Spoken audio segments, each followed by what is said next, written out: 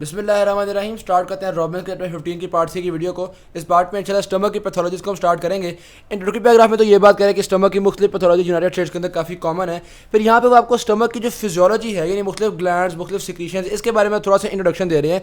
जाहिर बात है अगर पैथोलॉजी को हमने कॉन्सेप्चुअली समझना है तो हमें फिजियोलॉजी पहले पता होनी चाहिए है। तो वो मैं आपको इस डायग्राम से समझाता हूँ। पहले इस डायग्राम को ज़रा गौर से देखिएगा। मैं थोड़ा सा इस डायग्राम को जूम भी कर देता हूँ ताकि ज़्यादा आसानी हो सके आपको। इससे पहले तो स्टमक के रीजन्स देखिएगा। सबसे पहले आता है हमारे पास ये वाला बिल्कुल जो स्टार्ट ऑफ द स्टमक है, इसको हम कहते हैं कार्डिया।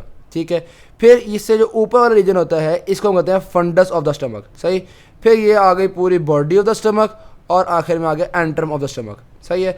अच्छा, बिल्कुल जो एंड है ना, जिस तरह स्टार्ट वाला जो स्फिंक्टर वाला जो रीजन था उसको कार्डिया कहा था, बिल्कुल एंड वाले रीजन को पाइलोरिक स्फिंक्टर या पाइलोरिक रीजन या पाइलोरा ये कह सकते हैं आप। ओके ओके, बात ये तो हमने रीजन्स देख लिए। अब स्टमक के अंदर आपको पता है इस तरह करके पूरी जो वॉल है इसके अंदर ग्लैंड्स वगैरह मौजूद होते हैं। मुख्तलिफ जगह की ग्लैंड्स के अंदर मुख्तलिफ तरह के सेल्स मौजूद हैं। ठीक है। अब कौन कौन सी किस्मों के सेल्स होते हैं ये देख लेते हैं हम। नंबर 1 आते हैं हमारे पास ये वाले पैराइटल सेल्स। पैराइटल सेल्स दो तरह की चीज़ें सिक्रीट कर रहे हैं। नंबर 1 HCl जो कि आपका स्टमक का एसिड है, और number 2 intrinsic factor. Intrinsic factor vitamin B12 की एब्जॉर्प्शन में हेल्प करता है। ऑलराइट। उसके अलावा क्या कुछ होता है? उसके अलावा एक और सेल जिसको कहते हैं चीफ सेल्स। ये chief cells basically pepsinogen release करते हैं जो कि फिर एक्टिव होकर पेप्सिन बन जाता है और बेसिकली एक डाइजेस्टिव एंजाइम है। सही। अच्छा, अब ये जो है ना पैराइटल सेल्स हो गए, चीफ सेल्स हो गए, ये मोस्टली फंडस और बॉडी वाले रीजन में है, यानी कि कह लो अपर 2/3 ऑफ द स्टमक में ये ज़्यादा कॉमनली पाए जाते हैं। आखिर वाली जगह पे ये इतने ज़्यादा नहीं होते। गुड होगी बात। फिर एक और तरह के सेल होते हैं हमारे पास जिसको कहते हैं जी सेल्स। पहले हमने पढ़ा पैराइटल सेल्स, फिर हमने पढ़ा चीफ सेल्स, फिर हमने पढ़ा जी सेल्स। ये जी सेल्स जो होते हैं ये गैस्ट्रिन रिलीज करते हैं। और जी सेल्स याद रखना, स्टमक के जो आखिरी पोर्शन यानी एंट्रम वाला पोर्शन है यहाँ पे ज़्यादा पाए जाते हैं, ये शुरू वाले पोर्शन में नहीं पाए जाते थे। तो G cells are more common in the antrum. अच्छा, अब फर्दर थोड़ी सी और चीज़ें हमने ये यहाँ पर देख रही हैं। वो चीज़ें खासतौर पर फार्माकोलॉजी में काफ़ी आपको हेल्प करेंगी, थोड़ी बहुत यहाँ भी आपको हेल्प करेंगी। होता बेसिकली क्या है, जी सेल्स रिलीज करते हैं गैस्ट्रिन। गैस्ट्रिन क्या करता है? एक तो गैस्ट्रिन जाकर पैराइटल सेल्स को स्टिमुलेट करता है ताकि पैराइटल सेल्स ज़्यादा HCl रिलीज करें।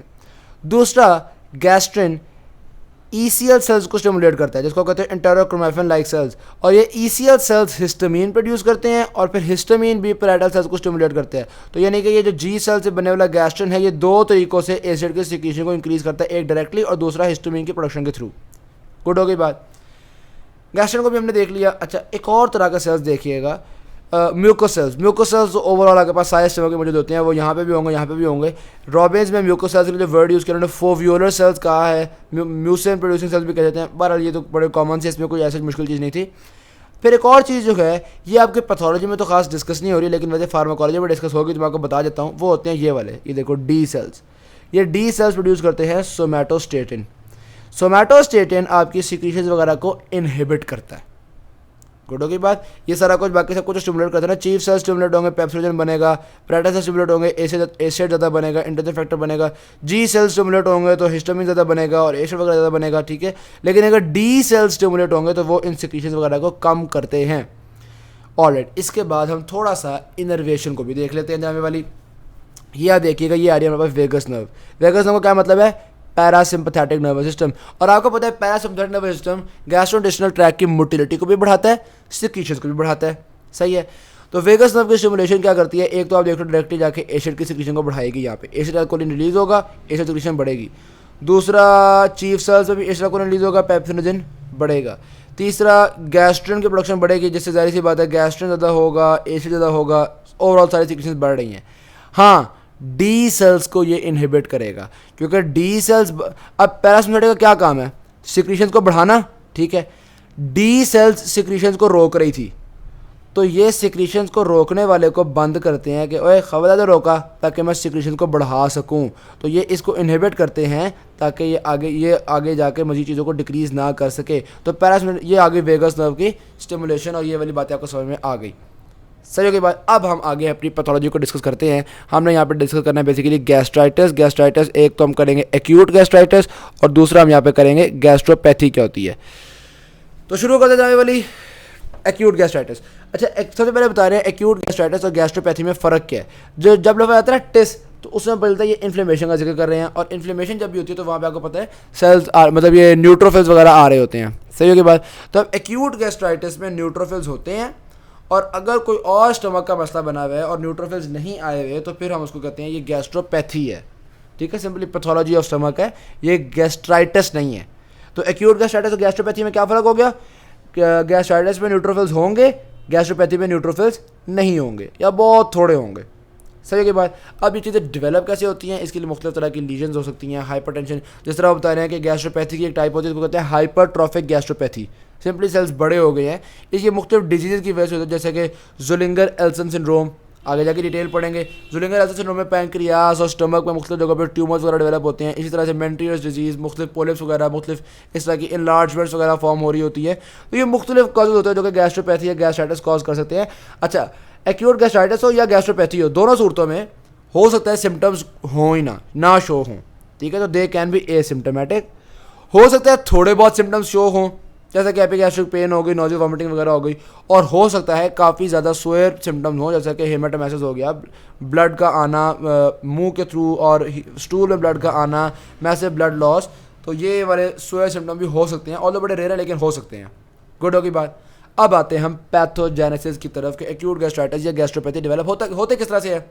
तो पहले हमें ये समझना पड़ेगा कि स्टमक में नॉर्मली इतना स्ट्रॉन्ग किस्म का एसिड मौजूद है, इतनी एसिडिक पीएच मौजूद है, तो नॉर्मल स्टमक इस पीएच से बचता कैसे है। जब हमें ये पता चल जाएगा फिर हम देखेंगे कि स्टमक ख़राब किस तरह से होता है।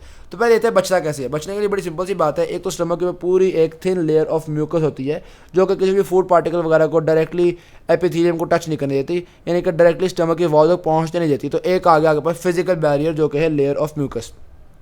ठीक हुई बात। दूसरा, हमने एक अनस्टेट लेयर ऑफ म्यूकस बना लिया जिसके अंदर बाइकार्बोनेट मौजूद है। अब ये जो बाइकार्बोनेट है, ज़ाहिर सी बात है, पीएच को न्यूट्रलाइज कर देता है। तो स्टमक में ढेर सारी पीएच हो, लेकिन जब आप वो उस जगह पे आओगे, म्यूकोला के करीब आओगे, तो वहाँ पे जो बाइकार्बोनेट होगा वो पीएच को थोड़ा बहुत न्यूट्रलाइज कर देगा। सही।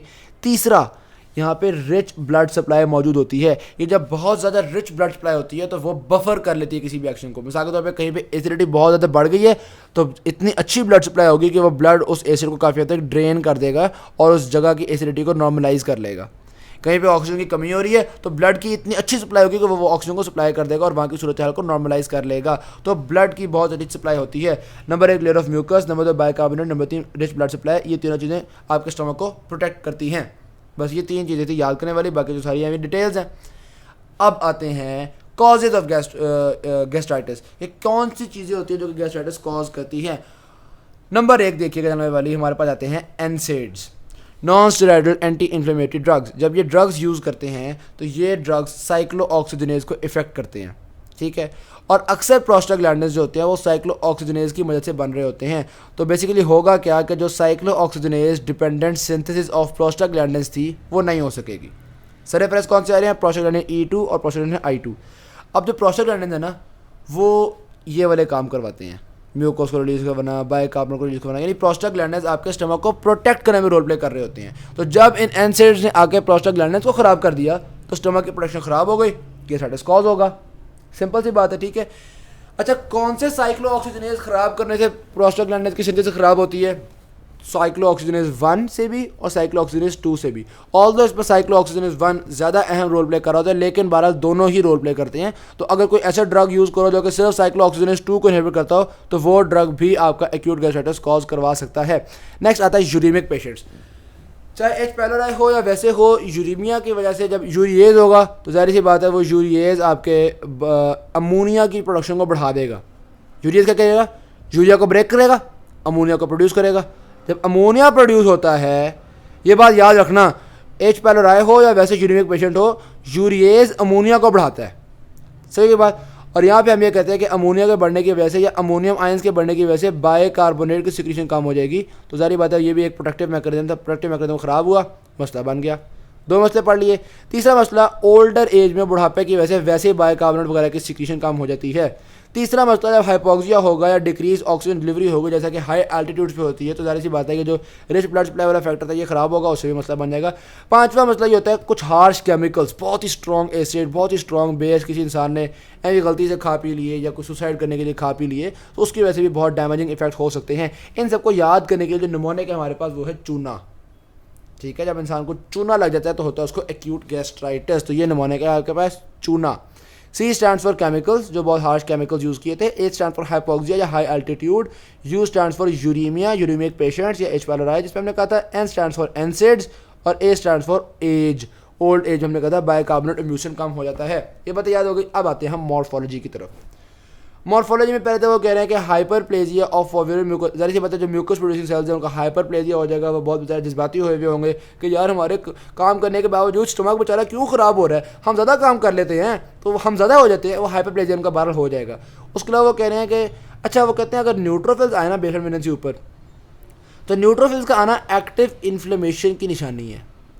ये एक्टिव इन्फ्लेमेशन एक्यूट गैस्ट्राइटिस में भी होती है, एक्टिव इन्फ्लेमेशन क्रोनिक गैस्ट्राइटिस में भी होती है। तो आप ये नहीं कहोगे कि भाई अगर न्यूट्रोफिल्स आए हुए हैं तो ये एक्यूट गैस्ट्राइटिस है, बल्कि अगर न्यूट्रोफिल्स आए हुए हैं तो वो एक्टिव इन्फ्लेमेशन को इंडिकेट कर रहा है। सही की बात। बाकी इसकी मॉर्फोलॉजी में कोई बहुत ज़्यादा इंपॉर्टेंट चीज़ नहीं थी। अब आते हैं स्ट्रेस रिलेटेड म्यूकोजल डिजीज़। कई दफ़ा एक्यूट गैस्ट्राइटिस स्ट्रेस की वजह से भी होता है। ये स्ट्रेस वो नहीं है वो जो आप टेंशन को कहते हो यार आजकल मैं बड़े स्ट्रेस में हूँ, नहीं, ये स्ट्रेस है आपकी बॉडी किसी स्ट्रेसफुल कंडीशन में से गुजर रही है, आपकी बॉडी बड़े मुश्किल सूरत हाल से दो चार है, ठीक है। इंसान को बर्निंग हुई हुई है, वो जल रहा है, या उसके ब्रेन में कोई इशू आ गया है, ये या उसका ब्लीडिंग बहुत ज़्यादा हो गई, ये सारे स्ट्रेस होते हैं। सही के बाद तो स्ट्रेस की बेस पे 3 तरह के अल्सर्स हैं। नंबर 1 नाम ही स्ट्रेस अल्सर है। ये तो होता है नॉर्मल, जिस तरह से ट्रॉमा हो रहा है या सेप्सिस या शॉक या ब्लीडिंग हो गई है बहुत ज़्यादा, तो ऐसे कंडीशन में जो अल्सर होते हैं उनको कहते हैं स्ट्रेस अल्सर्स। दूसरे कहलाते हैं कर्लिंग अल्सर्स। ये तब होता है जब इंसान का जिस्म जले, स्वेयर बर्न्स हो या ट्रॉमा हो तो होता है कर्लिंग अल्सर्स। नाम आसान है, बर्निंग, कर्लिंग। सही के बाद दोनों में आर इस तरह से ना, तो इस तरीके आपके लिए याद करना आसान हो जाएगा। और ये प्रॉक्सिमल डोडेनम में ज़्यादातर चांसेस होते हैं, तो दोबारा आर आ गया। बर्निंग से होते हैं कर्लिंग अल्सर जो कि प्रॉक्सिमल डोडेनम में ज़्यादा होते हैं। सही। और फिर आता है कुशिंग अल्सर्स जो कि इंट्राक्रैनियल डिजीज से होते हैं। पैथोजेनेसिस की बात की जाए तो सीधी सी बात है, जब स्ट्रेस आया हुआ है तो आपको पता है ना, जब भी सिंपैथेटिक नर्वस सिस्टम एक्टिवेट होता है तो सिंपैथेटिक सिस्टम क्या करता है, आपके मसल्स को ब्लड बढ़ा देता है, आपके ब्रेन को ब्लड बढ़ा देता है और कहता है जीआईटी के पास कम ब्लड जाए, किडनीज के पास कम ब्लड जाए। तो जाहिर सी बात है जब जीआईटी किडनीज के पास ब्लड आप कम कर दोगे तो जीआईटी वगैरह में म्यूकोजल डिजीज़ डेवलप हो जाएगी। तो अक्सर ये जो स्ट्रेस होते हैं, जो क्रिटिकली इल पेशेंट्स होते हैं, उनको कोई ना कोई mucosal disease 75% of the patients में कोई ना कोई म्यूकोजल प्रॉब्लम वगैरह डेवलप हो जाती है। सही। 3 तरह के पड़े, ये ज़रा इंपॉर्टेंट है देख लेना इसको, स्ट्रेस अल्सर्स, कर्लिंग अल्सर्स और कुशिंग अल्सर्स। सही है।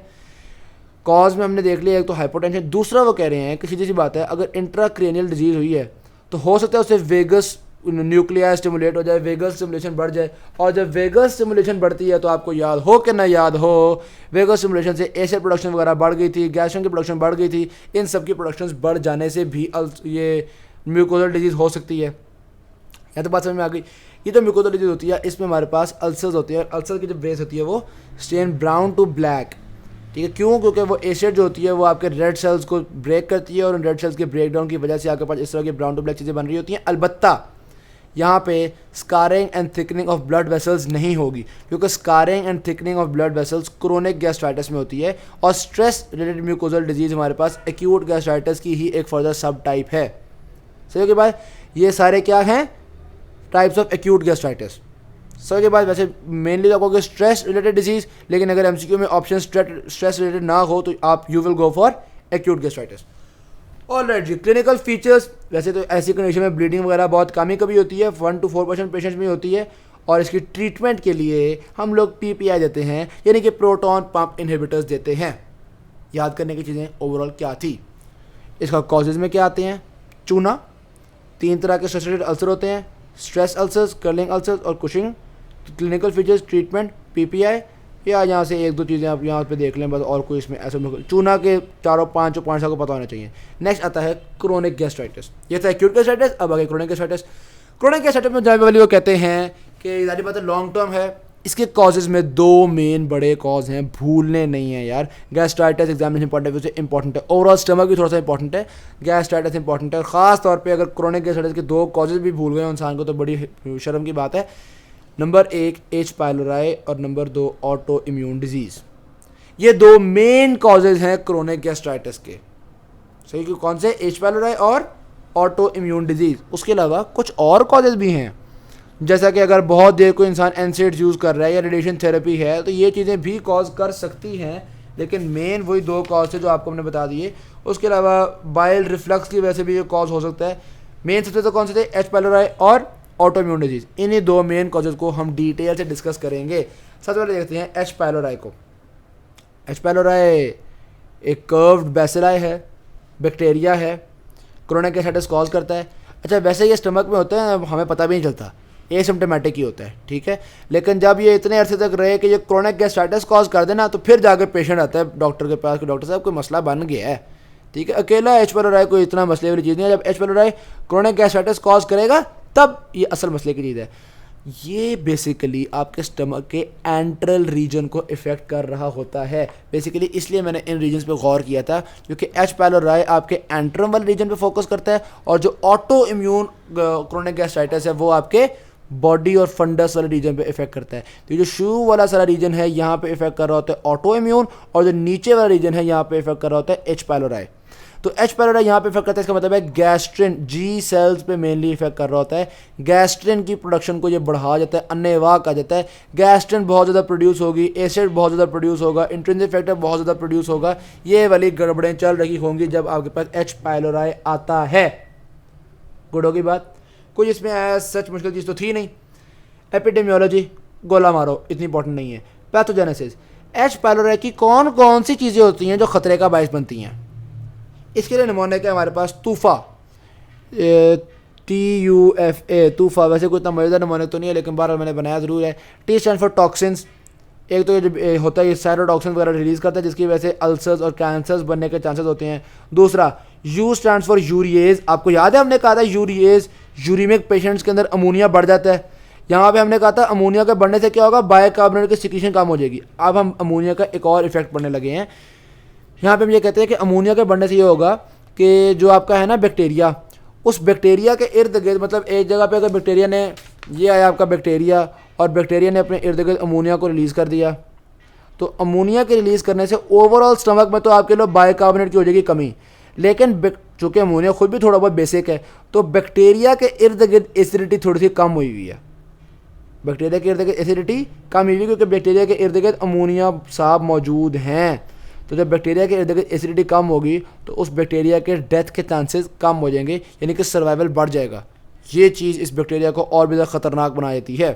तो ये बेसिकली रिलीज़ कर रहा है यूरिएज, यूरिएज फॉर्म करता है अमोनिया, अमोनिया की वजह से स्टमक में बाइकार्बोनेट कम होता है। एक तरफ तो हम इसको एक्यूट गैस्ट्राइटिस का कॉज भी कहते हैं, और दूसरी तरफ इसकी वजह से ये जो बैक्टीरिया है ज़्यादा देर तक ज़िंदा रह पाता है। ठीक है, यूरिएज भी हो गया तूफ़ा में से। फिर F stand for flagella, flagella की वजह से ये घूमता फिरता रहता है, पूरे स्टमक में फैल जाता है। फिर ए स्टैंड फॉर एडहेशन, इसके पास एडहेशंस होती है जिसकी वजह से ये चिपका जाता है और आपके ज़ालिम हो जाता है। मुश्किल चीज़ नहीं थी कोई इसमें सच। अब आती है मॉर्फोलॉजी। अच्छा, इसकी जो मॉर्फोलॉजी है उसको मैं थोड़ा सा डिटेल से आपको पढ़ाना चाहूँगा। होता बेसिकली क्या है, सिंपल सी बात है, स्टमक के अंदर जब बैक्टीरिया आया हुआ है तो यहाँ पे आपके न्यूट्रोफिल्स वगैरह को आना चाहिए है, यहाँ पे आपके लिम्फेटिक सिस्टम को एक्टिवेट होना चाहिए। ठीक है, तो होगा बेसिकली यही कि आपके जो स्टमक की यहाँ पे पिट्स वगैरह होती हैं, यानी कि इस तरह से ये जो अंदर पिट्स बनी हुई होती हैं, तो ये आपके ब्लड से न्यूट्रोफिल्स आएंगे और वो यहाँ पे पहुँच जाएंगे। तो इस जगह पे वो न्यूट्रोफिल्स वगैरह एक लड़ाई लड़ेंगे और आपके पिट्स के अंदर थोड़ा बहुत ये पस फॉर्मेशन होना शुरू हो जाएगी, बैक्टीरिया की डेथ होना शुरू हो जाएगी। हम कहते हैं क्रिएट पिट एब्सेसिस है। तो बात सिंपल थी ना, यानी कि न्यूट्रोफिल्स की इन्फिल्ट्रेशन हो गई है, वो थोड़े बहुत यहाँ पे आ गए हैं और उन्होंने एब्सेसिस फॉर्म करना शुरू कर दिए हैं। उसके अलावा लिम्फॉइड एग्रीगेट्स बनना शुरू हो जाएंगे। यहाँ पे आपके पास म्यूकोजा के अंदर लिम्फॉइड एग्रीगेट्स बनना शुरू हो जाएंगे। प्रॉपर बड़े बड़े एग्रीगेट्स बन जाते हैं जिनके दरमियान में वो जर्मिनल एपिथेलियम और जर्मिनल सेंटर हो, वो उस तरह के एग्रीगेट्स भी बन जाते हैं। सही होगी ना बात। अच्छा जी, अब लिम्फॉइड एग्रीगेट्स को हमने देख लिया। इन लिम्फॉइड एग्रीगेट्स की वजह से ओवरऑल जो मैस बनता है उसको हम क्या कहते हैं, mucosa associated lymphoid tissue, MALT. ठीक है, तो chronic gastritis due to H pylori जब होता है तो उसमें हमारे पास मैल्ट की फॉर्मेशन भी होती है। और एक बड़ा ज़बरदस्त फीचर वो है गॉबलेट सेल्स और कोलमनर एब्जॉर्प्टिव सेल्स, यानी कि इंटेस्टिनल मेटाप्लेजिया। हमने कहा था कि जब भी किसी जगह की जो एपिथेलियम है उसके सेल्स बदल जाएं और किसी और नॉर्मल सेल्स में तब्दील हो जाएं, यानी कि एबनॉर्मल सेल्स नहीं बने लेकिन वो सेल्स बन गए हैं जो यहाँ पे होते नहीं हैं, गुड की बात, तो उसको हम कहते हैं मेटाप्लेजिया। अगर क्यूबॉइडल सेल्स हैं और वो ख़राब मराब सेल्स बन जाए उसको कहते हैं डिस्प्लेजिया। और अगर क्यूबॉइडल सेल्स होने चाहिए थे वो बन गए स्क्वामा सेल्स, तो क्या कहेंगे, मेटाप्लेजिया, क्योंकि यहाँ पे स्क्वामा सेल्स को होना नहीं चाहिए था। तो हैं तो नॉर्मल सेल्स ही, लेकिन गलत जगह पे आ गए हैं। सही के बाद तो क्या हो गया, आपके पास स्टमक में आ गए हैं गॉबलेट सेल्स। अब गॉबलेट सेल्स होते तो नॉर्मल सेल्स ही हैं, लेकिन उनको स्टमक में तो नहीं होना चाहिए ना, गॉबलेट सेल्स को तो इंटेस्टाइन में होना चाहिए। ठीक है के बाद तो ये देखिएगा हिस्टोरिकल स्लाइड, यहाँ पे आपको ये गॉबलेट सेल्स नज़र आ रहे हैं। तो अगर स्टमक में गॉबलेट सेल्स नज़र आए तो ये वाज़ेह सबूत है कि यहाँ पे इंटेस्टिनल मेटाप्लेजिया है। इससे पहले हमने एक और जगह भी गॉबलेट सेल्स को स्टडी किया था, जो कि हमारे पास गलत जगह पे आ गए थे। ये देखिएगा, याद है बैरेट इसोफेगस, हमने कहा था कि अगर इसोफेगस में गॉबलेट सेल्स आ जाए तो ये भी इनकी एबनॉर्मल लोकेशन है। तो यहाँ भी मेटाप्लेजिया था बेसिकली, और यहाँ भी मेटाप्लेजिया और है। सही होगी बात। तो ये इसकी मॉर्फोलॉजी हमने काफ़ी डिटेल से डिस्कस कर ली है। क्लिनिकल फीचर्स की तरफ आए तो पहले तो आप देखते हैं इसको डायग्नोस करने के लिए कौन कौन से टेस्ट इस्तेमाल करने हैं। Number 1, urea breath test. जारी बात है, अमोनिया उस बंदे के अंदर बन रही है तो उसकी ब्रीथ के अंदर अमोनिया की स्मेल वगैरह आ जाएगी। Number 2, stool test. ये जो एच पाइलोराई है इसका आपको स्टूल्स के एग्जामिनेशन से आइडिया हो जाएगा। और नंबर 3, गैस्ट्रिक बायोप्सी कर लो भाई, सीधा सीधा आपको एब्सेस वगैरह मिल जाएंगे और इन चीज़ों से आइडिया हो जाएगा। ट्रीटमेंट क्या है इसका, एक तो पीपीआई देंगे एसिड को कम करने के लिए, और दूसरा ज़ाहिरी बात है भाई बैक्टीरिया घुसा हुआ है, एंटीबायोटिक दो ना इसको, तो हम इसको देते हैं एंटीबायोटिक्स और proton pump inhibitors. Proton pump inhibitor तो बड़ी बेहतरीन चीज़ है। पीपीआई जो है ना एक्यूट गैस्ट्राइटिस में भी दिए थे हमने, क्रोनिक में भी देते हैं, पेप्टिक अल्सर डिजीज में भी देते हैं। तो पीपीआई तो बड़ी अच्छी चीज़ है। उसके अलावा ये जो इनका जो कॉम्बिनेशन है ना, ये आप ट्रिपल थेरेपी और क्वाड्रुपल थेरेपी फार्माकोलॉजी में पढ़ेंगे। ऑल राइट जी, यहाँ तक क्रोनिक गैस्ट्राइटिस का पहला कॉज यानी कि हेलिकोबैक्टर पायलोरी कंप्लीट हुआ। क्रोनिक गैस्ट्राइटिस का दूसरा कॉज आता है हमारे पास autoimmune gastritis. Autoimmune gastritis में जैसी बात है, बॉडी का इम्यून सिस्टम ही स्टमक के खिलाफ हो गया है, और ये स्टमक के कौन से पोर्शन को इफेक्ट करेगा, मैंने बताया था ऑटो इम्यून गैस्ट्राइटिस बॉडी को और फंडस को मेनली इफेक्ट करता है, जबकि एच पाइलोराई एंट्रम को मेनली इफेक्ट करता है। तो ये इफेक्ट कर रहा है आपके बॉडी को और फंडस को। बॉडी और फंडस में कौन से सेल्स हैं जिनको इफेक्ट करेगा, पेराइटल सेल्स। सही की बात। तो ये पेराइटल सेल्स क्या प्रोड्यूस कर रहे थे, एक तो HCl प्रोड्यूस कर रहे थे और दूसरा ये इंट्रिंसिक फैक्टर प्रोड्यूस कर रहे थे। HCl को कम हो जाएगा, इंट्रिंसिक फैक्टर कम हो जाएगा। अच्छा, इंट्रिंसिक फैक्टर का काम क्या था, इंट्रिंसिक फैक्टर का काम था विटामिन B12 की एब्जॉर्प्शन करवाना। तो अब अगर पेराइटल सेल्स के खिलाफ बॉडी का इम्यून सिस्टम हो गया है, यानी कि पेराइटल सेल्स हो गए हैं कम, इंट्रिंसिक फैक्टर हो गया है कम, इसका मतलब विटामिन B12 इंसान में हो जाएगा कम। तो इसके जो काम है उसमें एक तो आ जाएगा विटामिन B12 की डेफिशिएंसी, और विटामिन B12 की डेफिशिएंसी की वजह से हो जाता है मैगलोब्लास्टिक एनीमिया। हो गया बात। अच्छा, अब पेराइटल सेल को स्टिमुलेट कौन करता था, यहाँ पे जी सेल्स जो गैस्ट्रिन प्रोड्यूसिंग सेल्स थे। तो जी सेल्स कहेंगे यार पेराइटल सेल्स आजकल कम काम कर रही हैं, पता नहीं क्यों, हम ज़रा मेहनत करते हैं तो ये जी सेल्स बढ़ते जाएंगे बढ़ते जाएंगे बढ़ते जाएंगे बढ़ते जाएंगे, गैस्ट्रिन की प्रोडक्शन बढ़ जाएगी। गैस्ट्रिन की प्रोडक्शन को बढ़ने को हम कहते हैं हाइपर गैस्ट्रिनीमिया। ठीक है, तो यहाँ पे एक और काम हो जाएगा और वो क्या हुआ है, हाइपर गैस्ट्रिनीमिया, या आप कह सकते हो कि जो जी सेल्स बेसिकली एंडोक्राइन सेल्स है ना, तो आप कह सकते हो एंडोक्राइन सेल्स का हाइपरप्लेजिया हो गया है, जी सेल्स का हाइपरप्लेजिया हो गया है। गुड होगी बात। ऐसे इंसान का जो ब्लड होगा उस ब्लड के अंदर आपको एंटीबॉडीज मिलेंगी।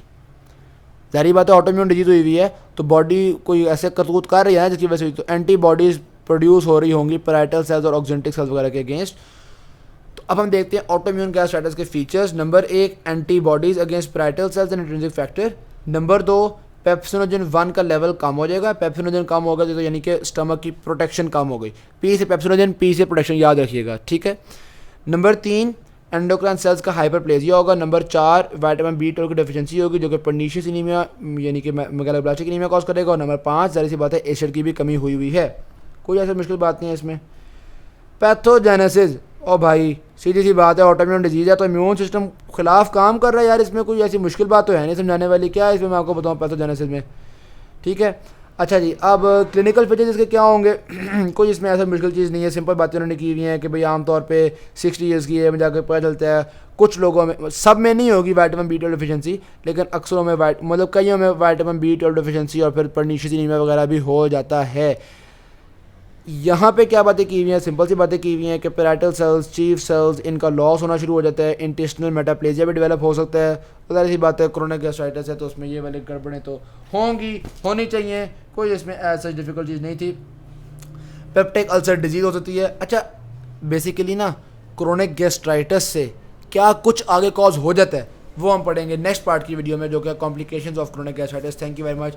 वीडियो अच्छी लगी शेयर कीजिएगा, चैनल को सब्सक्राइब कीजिएगा। अल्लाह हाफिज़।